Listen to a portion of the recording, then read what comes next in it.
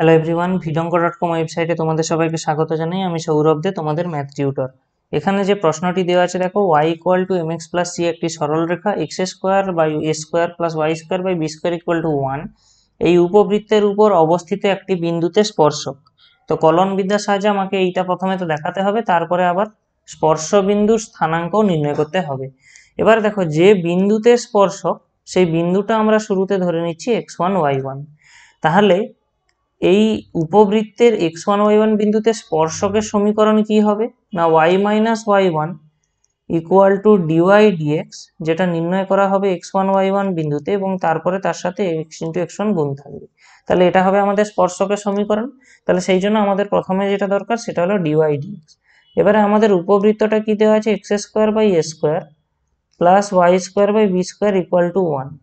তাহলে আমরা এখান থেকে কি পাবো দেখো, আমরা যদি এই সমীকরণটার উভয় পক্ষে এক্স এর সাপেক্ষে ডেরিভেটিভ করি, তাহলে আমরা পেয়ে যাব 2x by A square plus 2y by B square into dy dx equal to 0।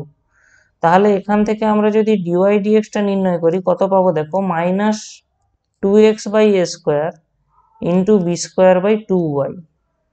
তাহলে আমরা এই 2 আর 2 কেটে যাবে, তাহলে আমরা কত পেয়ে যাব, minus B square x by A square y. স্বাভাবিকভাবে তাহলে dy dx at x1 y1 কি হবে না, জাস্ট এই x এর জায়গায় x1 এবং y এর জায়গায় y1 বসে যাবে। তাহলে আমরা যে স্পর্শকের সমীকরণটা পাবো কি আসছে দেখি। তাহলে আমরা dy dx at the point x1, y1 এটা সমান কত পাচ্ছি এখানে, minus B square x1 by A square y1। তাহলে স্পর্শকের সমীকরণ হচ্ছে y minus y1 equal to minus B square x1 by A square y1 into x minus x1। তো আমরা এই যে সরল রেখাটা আমরা পাচ্ছি স্পর্শকের সমীকরণ, আর আমাদের শুরুতে দেওয়া ছিল কি y equal to mx plus c স্পর্শকের সমীকরণ। তাহলে এই যে দুটো সরল রেখা এরা সমান, এটাই আমাদের অ্যাকচুয়ালি বলা আছে, অভিন্ন, মানে এদের সম্পূর্ণ একই সরল রেখা এটা। তাহলে আমরা প্রথমে এখানে কিছু ক্যালকুলেট করি এই সাইডটায়। তাহলে দেখো, আমরা এ স্কোয়ার y1 দিয়ে গুণ করে দিই, যদি কত পেয়ে যাবো, A square y1 minus A square y1 square equal to minus B square x1 plus B square x1 এর স্কোয়ার।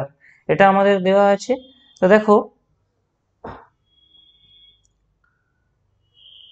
আমরা এখান থেকে কি পাচ্ছি দেখি, A square y1 plus B square x1 equal to A square y1 square plus B square x1 square. আমাদের যে উপবৃত্তটা কি দেওয়া ছিল, X square by A square plus Y square by B square equal to 1। এবারে আমরা জানি কি x1 y1 তো এর উপরেই অবস্থিত, তার মানে কি x1 y1 এখানে স্যাটিসফাই করবে।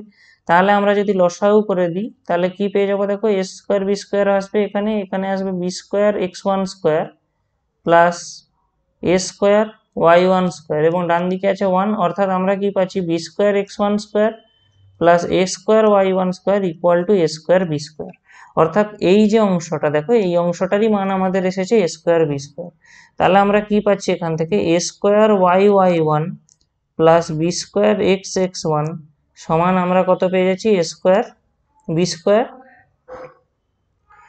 তাহলে আমরা এ স্কোয়ার বি স্কোয়ার দিয়ে বাম দিকে ভাগ করে দিলে কি পেয়ে যাবো দেখো, y1 by B square plus x1 by A square সমান 1। তাহলে এখান থেকে আমরা পেয়ে যাবো y1 by B square equal to minus x1 by A square plus 1।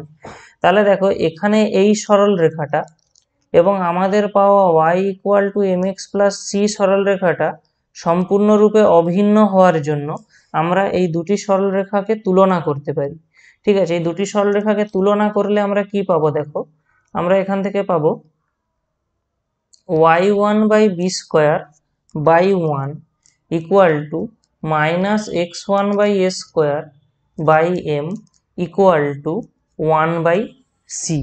ঠিক আছে, তাহলে আমরা এই y1 by B square by 1 equal to 1 by C কে যদি তুলনা করি, আমরা কি পাচ্ছি দেখো, y1 by B square equal to 1 by C. ঠিক আছে। আবার একইভাবে আমরা যদি এখানটায় তুলনা করতাম minus x one by A square by M equal to one by c, তাহলে এখান থেকে আমরা কত পেয়ে যেতাম minus x one by A square equal to m by c. অর্থাৎ আমরা এখান থেকে ওয়াই ওয়ানের মান পাচ্ছি কত বি স্কোয়ার বাই সি, এবং এখান থেকে আমরা এক্স ওয়ানের মান পাচ্ছি minus A square M by c. তাহলে আমাদের এতটা অংশ তো নির্ণয় হয়ে গেল। এবারে আমরা প্রথমেই বলেছি কি এই এক্স ওয়ান ওয়াই ওয়ান বিন্দুটা কি উপবৃত্তের উপরে আছে, অর্থাৎ x one square by y one square plus y one square by x one square by A square plus Y square plus B square equal to one. তাহলে x ওয়ানের value বসিয়ে দিই এখানে minus A square M by C এর whole square by A square plus B square by C এর whole square by B square equal to one.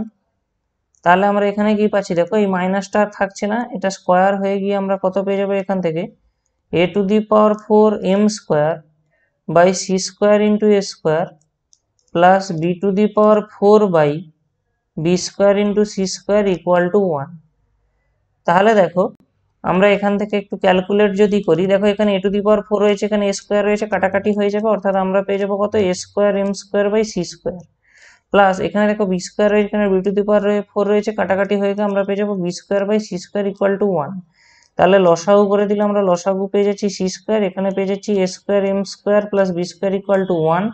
অথবা তাহলে দেখো আমাদের এখানে যে প্রমাণটা করতে দেওয়া হয়েছিল সেটাও হয়ে গেল, আমরা কি পেয়ে যাচ্ছি এখান থেকে c square equal to c square equal to A square M square plus B square. এটা আমাদের প্রমাণ করতে বলা হয়েছিল, এটা তো আমাদের এখানে প্রমাণিত হয়ে গেল।